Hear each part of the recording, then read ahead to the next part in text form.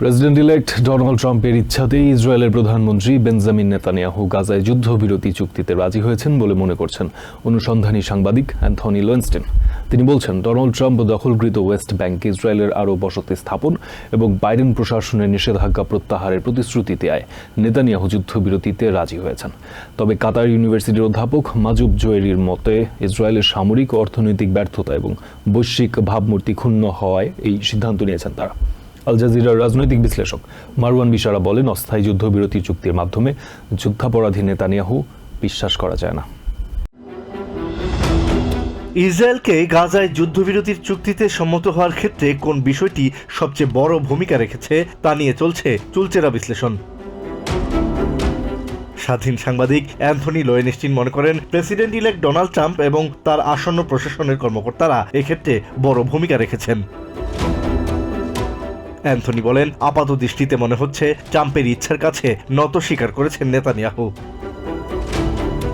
তবে কাতার ইউনিভার্সিটির অধ্যাপক মাজুব জোয়েরি মনে করেন, ট্রাম্প ছাড়াও গাজায় ইসরায়েলি বাহিনীর ব্যর্থতা এবং মধ্যপ্রাচ্যের আঞ্চলিক রাজনীতির পরিবর্তনের কারণে সিদ্ধান্তটি এসেছে। মাজুব জোয়েরি মনে করেন, ইসরায়েলের সরকারের ওপর নানা চাপ যুদ্ধবিরতিতে যাওয়ার জন্য সবচেয়ে বেশি ভূমিকা রেখেছে। ইউনিভার্সিটি কলেজ ডাবলিনের ইউএস এন্ড ইন্টারন্যাশনাল পলিটিক্স ডিপার্টমেন্টের অধ্যাপক লুকাস স্কট বলেন, এই চুক্তির সবচেয়ে লক্ষণীয় বিষয় হল যুদ্ধবিরতির প্রথম ধাপে ইসরায়েল গাজা উপত্যকা থেকে তাদের সেনা পুরোপুরি প্রত্যাহার করবে না।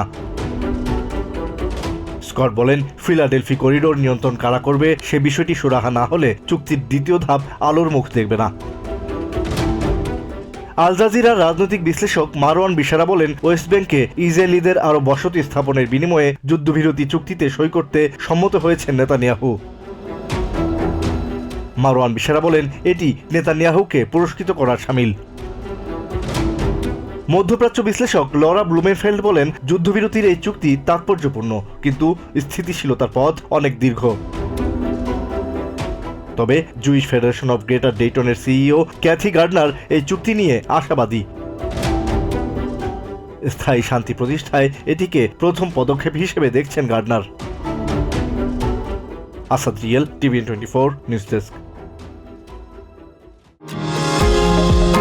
নিউ ইয়র্ক থেকে সম্প্রচারিত টিভিএন 24 টেলিভিশন বিশ্বজুড়ে বাঙালির কণ্ঠস্বর।